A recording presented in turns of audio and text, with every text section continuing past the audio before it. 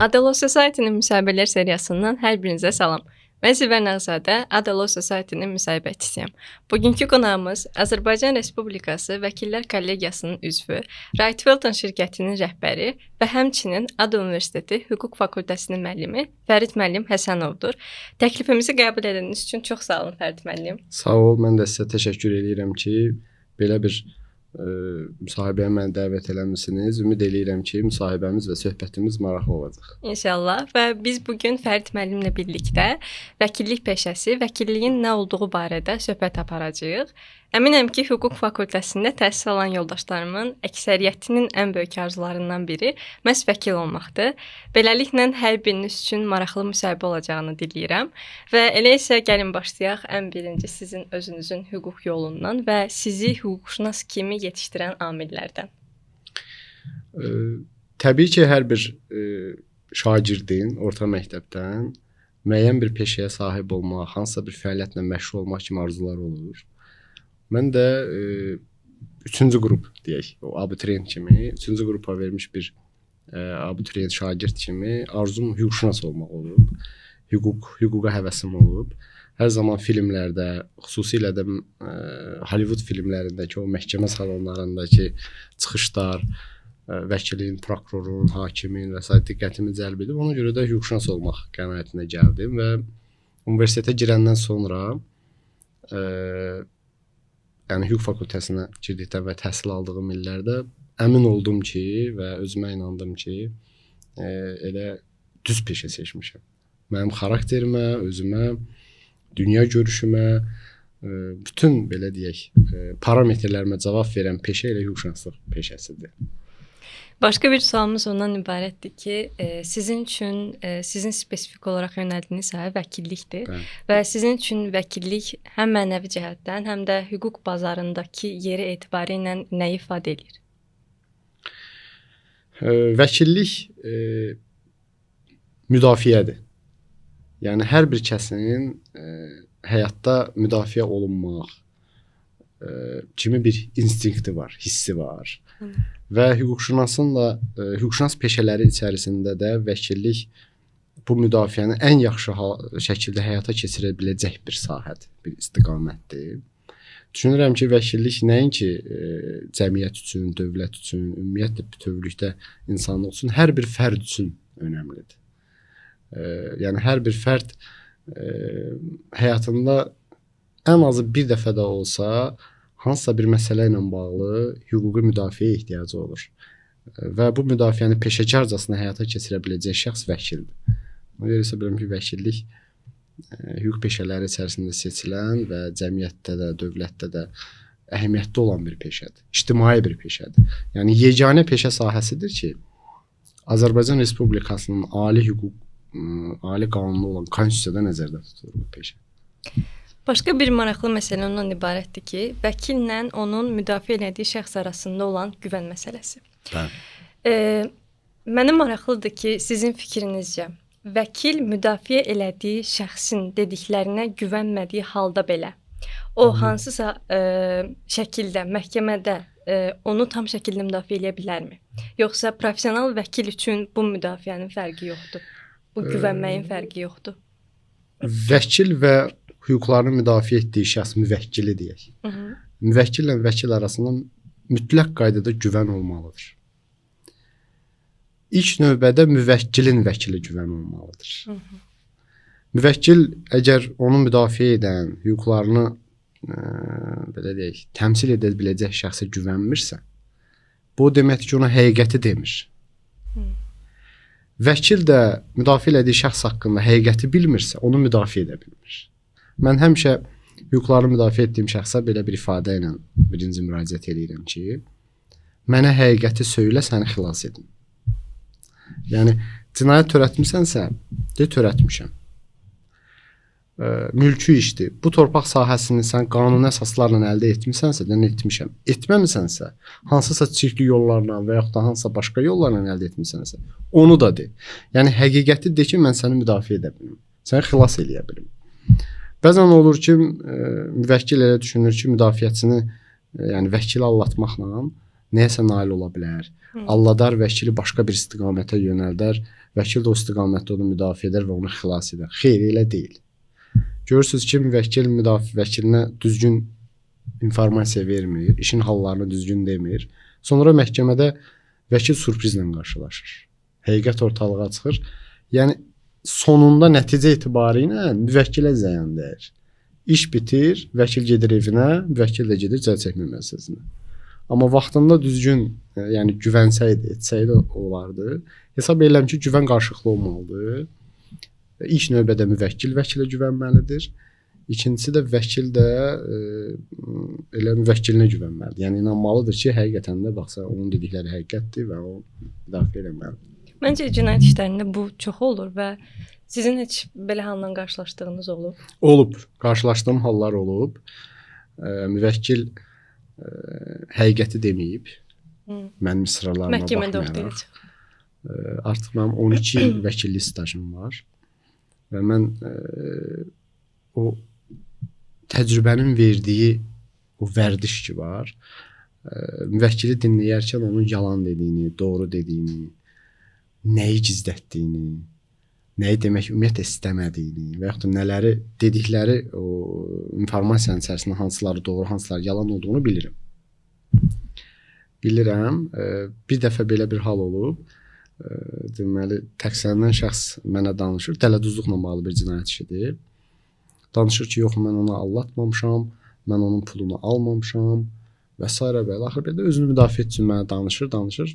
Bir 20 dəqiqə danışdı. Bitəndən sonra dedim, yaxşı. İndi keçək işə. Başla. İndi həqiqətidir. Yəni bu günə indiyənə qədər danışdıqlarım yəni boş sözlərdir. WhatsApp yazışmalarım var, səs yazılarım var. Restoranda falan kabinetdə onunla görüşmüsən və s. və axır. Belə, yəni sonda deyib ki, hə, düz deyirsiniz. Biraz da üzrxahlıq eləyib düzün. Amma o düzünü danışandan sonra, yəni etdiyi o əməlin detallarını deyəndən sonra biz onu bir yol tapmışıq. Məsəl üçün zərərin ödəmək yolu ilə, qismən ödəmək və s. yəni onun hüquqların müdafiəsi üçün bir strategiya seçmişik. Növbəti sualımız ondan ibarətdir ki, aydın məsələdir ki, hüquqşünaslığın çox geniş etik prinsipləri var. Bəs vəkil üçün, onun fəaliyyətinə davam etməyi üçün ən əsas etik prinsiplər hansılardır? Deməli, hüquq peşələri içərisində hüquq mühafizə orqanlarında çalışan hüquqşünaslar, hakimlər, vəkillər, hər biri üçün müəyyən edilmiş etik davranış kodeksləri, etik davranış əsasnamələri var. Eləcə də vəkilliklə bağlı da var. Yəni Azərbaycan Vəkillər Kollegiyasında vəkillərin etik davranış əsasnaməsi var, kodeksi var və orada vəkil üçün müəyyən edilmiş prinsiplər var. O prinsiplər sanki hər nə qədər yazılmış qaydalar olsa da, biz onu yazılmamış qaydalar deyirik. Yəni vəkillər öz statusunu sadəcə peşə fəaliyyətini həyata keçirərkən yox, peşə fəaliyyətindən kənarda da o etik prinsiplərə riayət etməlidir. Yəni özünü vəkil adına uyğun şəkildə aparmalıdırlar.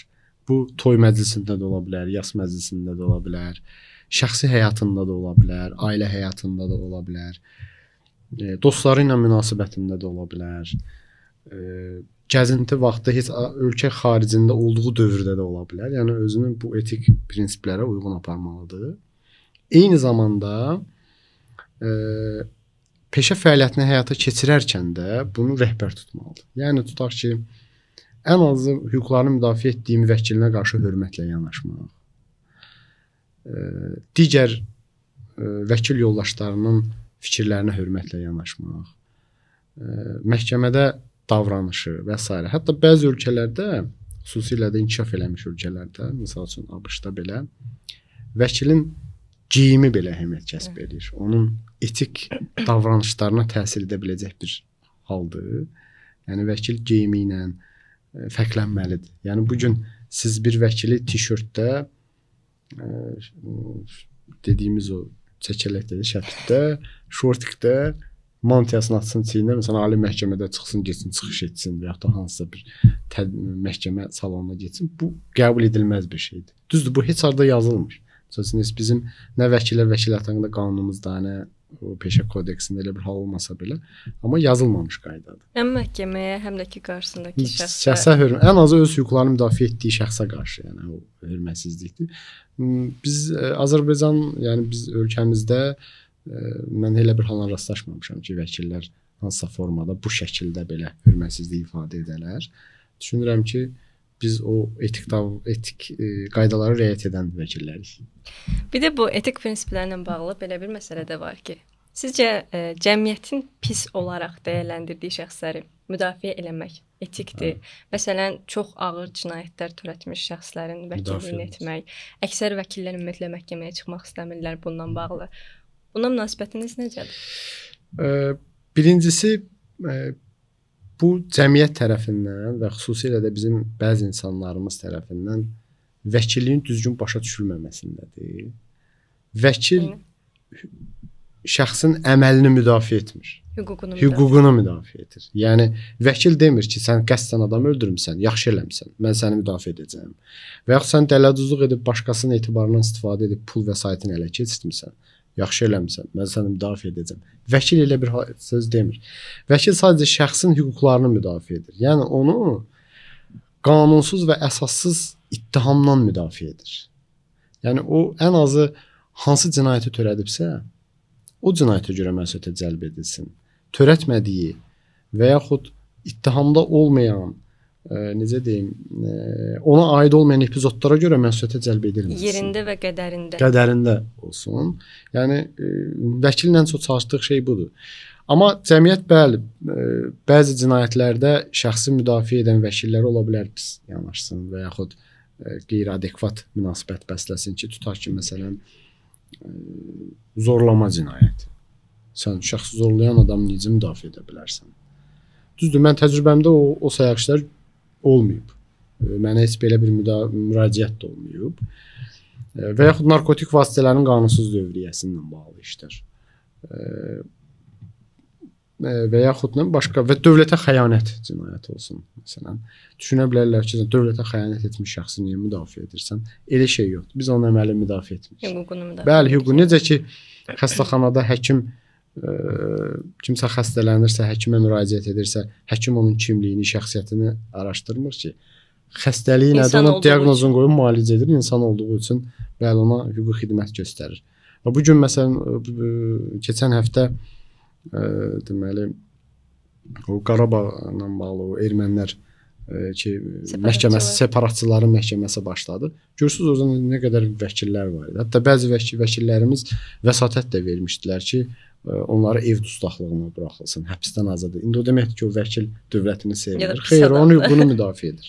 O elə hesab eləyir ki, tutaq ki, orada hansısa təqsirləndirilən şəxsin kifayət qədər maddi imkanı var, oteldə də qala bilər, yaşaya da bilər, həbs olunmasın, ev dustaqlığında qalsın. Normal bir şeydir. Biz bunu normal qarşılayırıq.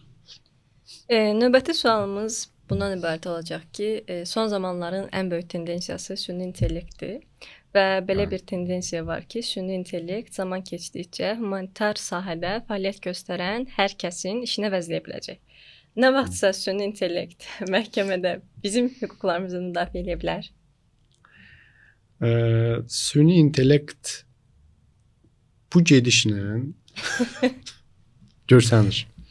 Açığı mən elə bizim hüquq şirkətində də bununla bağlı xeyli müzakirələr aparırıq və həm ölkə daxilində, həm beynəlxalq səviyyədə görürük ki, süni intellektlə bağlı tədbirlər, süni intellekt əsrinə keçmək, süni intellektin imkanlarından istifadə etmək o qədər geniş sürətlə gedir ki, yayılır ki.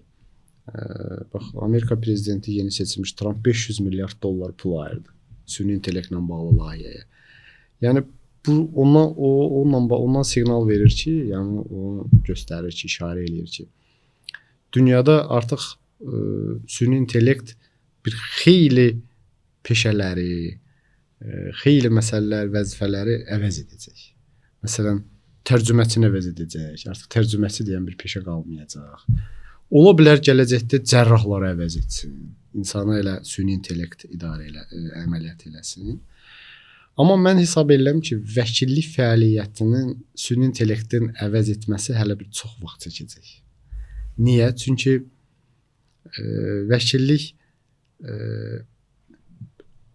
hüquq peşələri sırasında ən azad peşədir. Ən azadıdır. Yəni vəkil heç kəs vəkili tənzimləyə bilmir ki, sən şahidə bu sualı ver. Təqsirli şəxsə sualı ver.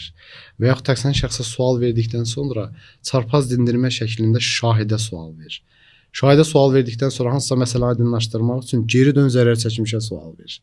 Yəni süni intellekt bu qədər alqoritmi və o hissləri tuta biləcəkmi? Və yaxud məhkəmə zalında bəzən elə olur ki, hiss eləyirsən ki, şahid çox hazırlıqlıdır. Şahid çox hazırlıqlıdırsa, ona lazım olan sual verilmir. Onun hazırlıqsız vaxtı yaxalanıb o sual verilir. Süni intellekt onu hiss edə biləcəkmi ki, şahid hazırlıqlıdır yoxsa hazırlıqsız? Burada insan faktoru önəmlidir. İnsan faktoru önəmlidir. Amma mən yenə deyirəm, süni intellektin bu gedişlə, yəni bu inkişafı ilə vəkili deməsəm, vəkildən əvvəl hakimləri əvəz edə bilər. Hakimləri əvəz edə bilər və inanıram ki, süni intellekt olan hakimlər heç də ədalətsiz qərarlar qəbul etməzlər. Maraqlı fikirdir. Son sualımız isə tələbə həyatına bağlı olacaq. Siz özünüz tələbə olsaydınız hal-hazırda, tələbələrə verdiyiniz sualları nə şəkildə cavablandırardınız? Yəni bəzən olur ki, müəllimlər həqiqətən çox çətin suallar, çox çətin kazuslara qoyurlar. Və hal-hazırda tələbə olsaydınız, özünüzün bizə verdiyiniz sualları necə dəyərləndirərdiniz? O bir ifadə var, deyir ki, təlimdə çətinlik çəkməlisən ki, müharibədə qalib gələ biləsən. Müharibə sənin üçün asan da olsun. Tədris bir təlimdir. Yəni biz də bəzən tələbə olan vaxtı bəzi müəllimlərimizin bizə ünvanladığı sualları çətin hesab edirdik. İmtahan suallarını çətin hesab edirdik. Hesab edirdik ki, onlar bizi kəsmək üçün bu sual verir. Onlar bizim zəif tərəfimizdən vurmaq üçün belə deyir. Bəzən düşünürdük ki, yəqin müəllim tələbə üzərində öz üstünlüyünü göstərmək istəyir ki, yəni mən səndən çox bilirəm. Sən elə fikirləşmə ki, gəlib kitabxanada oxumusan. Elə deyilmiş. Elə deyilmiş. Əksinə, o tələbənin xeyrinə imiş ki, tələbə daha yaxşı hazırlaşsın. Bax, sizə bir misal verəcəm. Hər hansı bir imtahan üçün. Fərz eləyək, mən cinayət prosesi fənnini tədris eləyirəm Ada Universitetində. O fəndən imtahana hazırlaşmaq üçün nə qədər material oxuyursunuz? Uzaq başı 100 səhifə. 150 səhifə. Ola bilər 300 səhifə olsun. 500 səhifə olsun. Lap götürək cinayət prosesi məcəllələrini bütöv şəkildə götürsək, 530 neçə maddədir və olsun bu 500 səhifə. Siz təcrübəyə gedib işləyəndə, müqavilə vəkilsiniz. Müqavilə bağladınız, cinayət işini götürdünüz, yaxşı da pul aldınız, qonorar aldınız. 4 gündən sonra məhkəmə prosesidir və ilk vəsatətinizi verməlisiniz. Cinayət işi 10 cilddir. Hər cild 200 səhifədir. Yəni 2000 səhifəlik bir materialı 4 gün ərzində oxumalısınız. Oxumaq yox, öyrənməlisiniz. Oradan nəticə çıxartmalısınız və ilk məhkəmə iclasında vəsatət verməlisiniz. Hansı sübutla bağlı nəsə. Əgər tələbəlik illərində, yəni təlim vaxtı o çətinlikləri çəkməsəniz, vərdişləri qazanmasanız, siz vəkil kimi o anda nə edəcəksiniz? Deyəcəksiniz ki, yox bu çoxdur, mən oynamıram, o uşaq vaxtı deyir. Mən istəmirəm. Və yaxud da bu yox, mən gedirəm başqa işlə məşğul olum. Elə bir şey yoxdur. Ona görə hesab edirəm ki, tələbəlik. Amma suala qalsa, mən sizə deyim ki, mənim yəni bu dövr üzrə tələbələrə verilən suallar, keçirilən imtahanlar daha rahatdır nəinki əvvəlki. Hətta? Bəli. Bakı Dövlət Universitetində mən 2000-2004-cü illərdə oxumuşam və bizə imtahanlar şifahi idi. Bütün suallar gəldim, bileti çəkirdim. 3 dənə sualdır. 5 dəqiqə sənə vaxt verirdilər, əyləşirdin, suallara baxırdın. Sonra geri dönürdün, müəllimin qarşısında əyləşirdin və o sualı cavablandırırdın. Təsəvvür də çox pisdir. Yəni amma yazılı oturursan, yazırsan. Hətta mənim imtahanlarım adada çox case şəklindədir. Məcəllə də əlinizin altındadır. Araşdırırsınız, yazırsınız. Yəni hesab elə siz o qədər çətinlik çəkmirsiniz. Çox da belə bir ifadə var ya, həmişə sosial şəbəkələrdə istifadə elə. Çox da şey eləmə. Yəni çox da elə dərinə getmə. Belə asanlaşdırmayaq, çətin yanları da var amma. Çətin yanları da var. Bəli, var. Çətin yanı nədədir? Çətin yanı ordadır ki, sizin tədrislə bağlı materiallara çatımlıq imkanınız çoxdur. Hə, o var. İnternet, Allaha şükür, ən azı bir əlavə dil bilirsiniz, ingilis dilini bilirsiniz. Materiallar var. Google var. Sağ olsun. ChatGPT var. ChatGPT ümumiyyətlə bizim o süni intellektin nə dərəcədə bizə xeyri var? Müəllimlərə xeyri yoxdur, ancaq tələbələrə xeyri var. Yəni hər şey əlinizin altındadır və siz ondan istifadə etmə imkanınız var. Ona görə o imkanlar olduğuna görə normalda sizin üçün imtahan prosesi və tədris prosesi daha çətin olmalıdır. Biz daha çox sizi yükləməliyik. Tamam. Söhbətimiz üçün çox təşəkkür edirəm sizə, Sağ Fərid olun, müəllim. Mən təşəkkür, ümid siz sağ edirəm olun. ki, hər biriniz üçün çox maraqlı müsahibə oldu. Gələn müsahibələrimizdə görüşənədək. Sağ olun.